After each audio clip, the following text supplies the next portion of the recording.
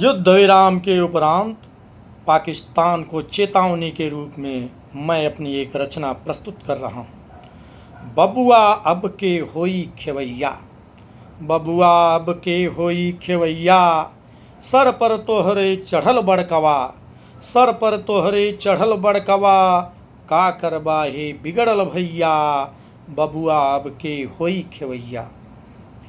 पग पग पर कैला नादानी, पग पग पर कैला नादानी, अब ना चल पाई मनमानी, पग पग पर कैला नादानी, अब ना चल पाई मनमानी, जब चाहब तब छोड़ब पानी, चिल्लई बा तू बप्पा मैया, बबुआ अब के होई खेवैया। आतंकी संगठनों को भारतीय सेना ने जिस तरह से रगड़ा है, उस पर ये लाइनें प्रस्तुत हैं। कस कर लश्कर रगड़ आइल बा, कस कर लश्कर रगड़ आइल बा, फिचकुर हिजबुल के आइल बा, कस कर लश्कर रगड़ आइल बा, फिचकुर हिजबुल के आइल बा, तैस जैस क हेर आइल बा, तड़पें अब तय बचल रोवैया, बबुआ अब के होई खेवैया, बबुआ अब के होई खेवैया।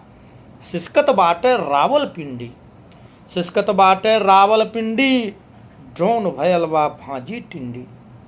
पाकिस्तान के ड्रोन और मिसाइल जिस तरह से हमारे सुदर्शन से कट रहे थे, उस पे यह चंद लाइनें हैं।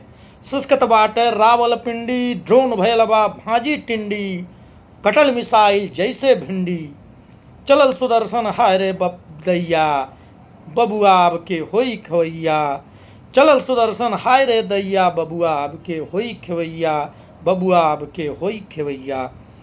रोवत बा लाहौर कराची, रोवत बा लाहौर कराची, सुनिला बतिया कहिला सांची, रोवत बा लाहौर कराची, सुनिला बतिया कहिला सांची, अस्त्र हिंद का अब जब नाची, अस्त्र हिंद का अब जब नाची, सुख जाए सब ताल तलैया, बबुआ अब के होई खेवैया, बबुआ अब के होई खेवैया। अब भिड़वा तक खूब कचारी, अब भिड़वा तक खूब कचारी, धोबी बन के तोहके गारी, अब भिड़वा तक खूब कचारी, धोबी बन के तोहके गारी, रोई ना पैबा ऐसन मारी, रोई ना पैबा ऐसन मारी, कुंदन मिली न आँस पोछैया, बबुआ अब के होई खेवैया, बबुआ अब के होई खेवैया। ना सुधरे तक कसके चीरो, ना सुधरे तक कसके चीरो, गरजे मोदी जैसे हीरो, ना सुधरे तक कसके चीरो, गरजे मोदी जैसे हीरो, अब सहबाज भयल बा जीरो, अब सहबाज भयल बा जीरो, अटकल मझधारे में नैया, बबुआ अब के होई खेवैया, बबुआ अब के होई खेवैया।